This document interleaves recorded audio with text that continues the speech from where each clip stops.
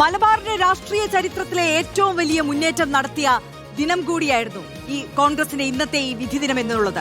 2 പതിറ്റാണ്ടിന് ശേഷം കോഴിക്കോട് നിന്ന് കോൺഗ്രസിന് നിയമസഭയിലേക്ക് അംഗങ്ങളെ അയക്കാൻ സാധിച്ചു. രക്തസാക്ഷികളുടെ മണ്ണായ തൃക്കരിപ്പൂരിലും ത്രിവർണ പതാക പാറിക്കാൻ കോൺഗ്രസിനായി. 5 പതിറ്റാണ്ടിനിപ്പുറം കോൺഗ്രസിന്റെ യുവതുർക്കി KM അഭിജിത്ത് നാദാപുരമങ്ങാടി വിറപ്പിച്ചു. ഭൂരിപക്ഷം 23,685.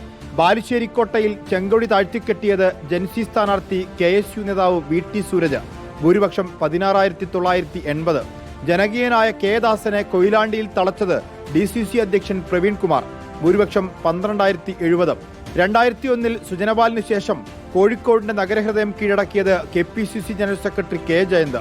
3.5 പതിറ്റാണ്ടിനു ശേഷം ഉദുമയും 6 പതിറ്റാണ്ടിനു ശേഷം ആദ്യമായി തൃക്കരിപ്പൂരും പിടിച്ചെടുത്ത് കാസർകോട്ടും കോൺഗ്രസ് കരുത്ത് കാട്ടി. രക്തസാക്ഷികളുടെ ഓർമ്മ തുടിക്കുന്ന കയ്യൂർ ചീമേനി പഞ്ചായത്ത് ഉൾപ്പെടുന്ന തൃക്കരിപ്പൂരിലെ നഷ്ടം CPM-ന് നികത്താവതല്ല.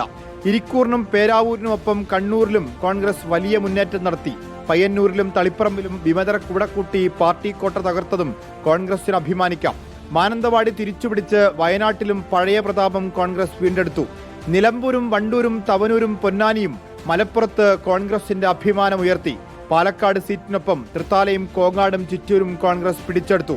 കോങ്ങാട് രൂപീകരിച്ച ശേഷം ആദ്യമായാണ് കോൺഗ്രസിന് ഒരു അംഗമുണ്ടാവുന്നത്. VS Ranjith, reporter, Kozhikode.